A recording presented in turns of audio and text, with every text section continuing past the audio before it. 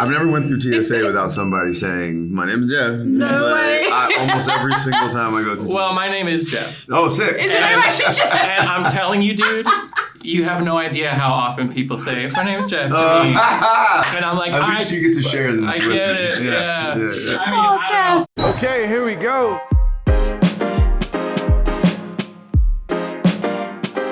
Slater King's such a perfect douchey tech bro nickname. Yeah. He's Slater King. Slater King. Slater King. Were there any others that you threw around? Or No, I remember writing the story and just, I don't know. I it's funny because now Christian Slater's in the movie and people keep on asking if that was a reference.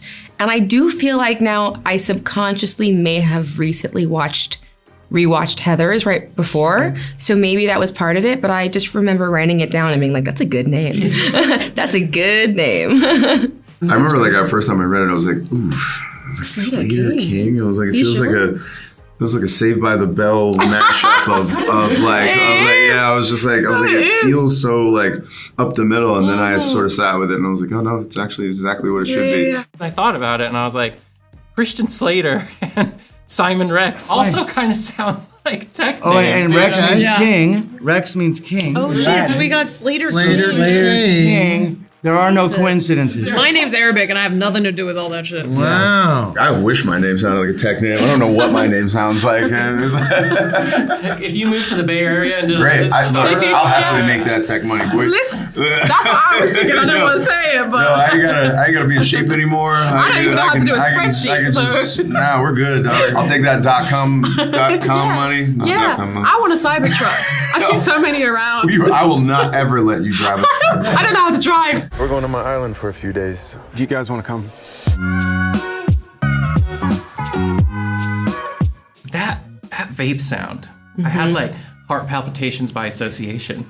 The legendary parties of Slater King. It was so hard to describe that sound and try and find the right vape. I was like, it needs to be more crackly, but there needs to be air in there. And like, it's so funny when you have to explain sound. It's like such an abstract thing, but I'm glad you got it and appreciated it. I noticed that sound design specifically was really important to you.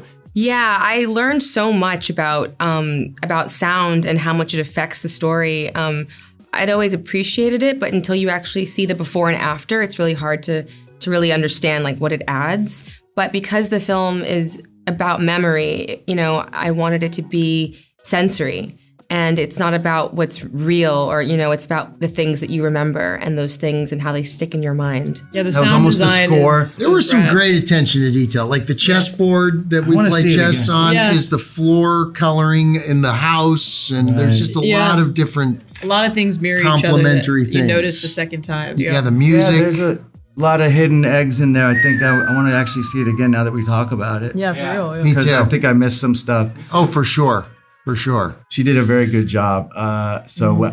People ask her, like, were you nervous to work with a first-time director? Normally, yeah, but with Zoe, I was confident she knows how to make them. She's a smart, savvy, sensitive, around a long time. stylish girl. Talented family. She's Yeah. worked with the best people. Yeah. She's an actress. So Not she knows surprised. what the process is. So she just was great. It feels, I don't know, it's just so her. Like, it's very her. it's so not. It has the technique and the skill of like what you expect of good movies, but it also has this other, I think, wild factor and it factor that is just very her. And it's just punchy. Yeah. It's just, yeah. Nice to see a filmmaker's distinct style right out the gate. Yo, I the first time I saw it, I said that to Zoe. I was like, you have your own style on your first movie, dude. Yeah. Like, it's a tone all of its own. The editing, everything about it was so Zoe. And it's incredible to see that she has her own language so quickly. I'm obsessed with tone in movies. Me too. Like it's kind of like the only thing that makes a movie for me because you can have a well written script or well acted or whatever or even shot, but if you don't have a tone, you don't have a movie. And if it's not clear, that tone isn't clear, then the actors don't know what world they belong in because certain things. You can see wild stuff happen in certain films, but because of the tone, Tropic Thunder. Tropic Thunder is wild. It's crazy. No, who else could get away with that? But the tone was so specific that it worked. The sugar made the medicine go down in a way because this movie could have easily been very one noted and like it'd have been hard to watch and like sort of just been like, oof, this is painful, and like I'm not enjoying this at all. I know I should watch this because it's important, but I'm not enjoying watching this. And like I think she does a tonal shift midpoint in this movie, and it is brilliant. It's such a brilliant tonal like pivot, and I don't really know very many movies that do that. And they're brave enough to. Man, masterful stroke. So, everybody's dead.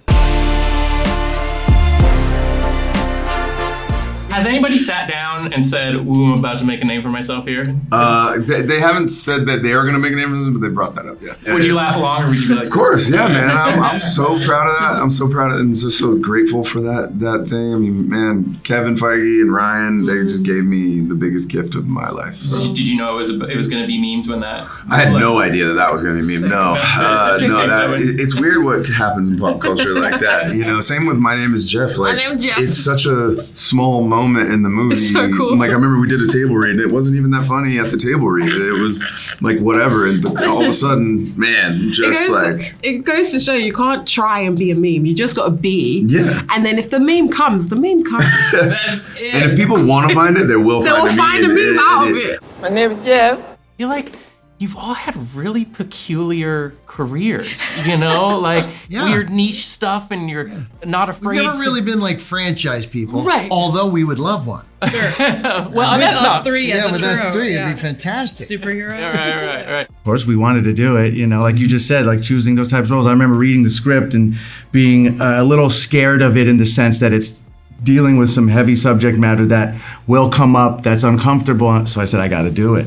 Yeah, I think tonally too, the cast reflects it. You know, it's kind of like a vibe of, you know, we wanted to feel like a Boogie Nights kind of rad, like different levels of, you know, we got some like raw, Gina Davis authentic, in there. Yeah. Yes. And everyone's like particular and specific, and there's nobody that you forget about. Like every character, no matter how small or big, it's like everyone feels like a real fully fledged weirdo, you know? Yeah. I don't think it was intentional, but I do think that the reason that they were attracted to this story is because that's the kind of artists that they are. And I keep on comparing this to, you know, when you make something very strange and kind of out there and specific, it's like a destination wedding when you're like, well, half the people won't come, but those are kind of the people you don't want there anyway. And I feel like this is kind of like that, where it's like the people who are excited by this kind of story and want to participate in telling it, you know, we all have a similar frequency. Do you still refer to the film by its original name? Only by habit, only because it was so many years of calling it that. But now I have to get used to the new title, which I do love. It's just like it's a reflex. Our text thread is still P Island. Yeah. But you know, I stopped myself. I'm like, Blink Twice. Blink Twice. Yeah, I just have a little hiccup. But I like Blink Twice. I like Blink Twice. It's a good too. name. It's good. It is a good title. Yep. It's worth the change just for the piece of trivia. Like, Totally. True. That's right. Yeah. Yep. Did you have any sort of reservations, or were you nervous taking on a project that talks about class warfare that also requires millions to make? You know, how did you like toe that line there? Good question. I mean, that's a really good question. I don't think I really thought about that much. I think I was mostly focused on wanting to make this because I felt like this was a contribution. And I do feel like that's how I approach art. There's so much noise that I feel like I have to really believe in my heart that this is deserving of taking up space, and it's adding something versus taking away. And I believe in that. I need to know what's really going on.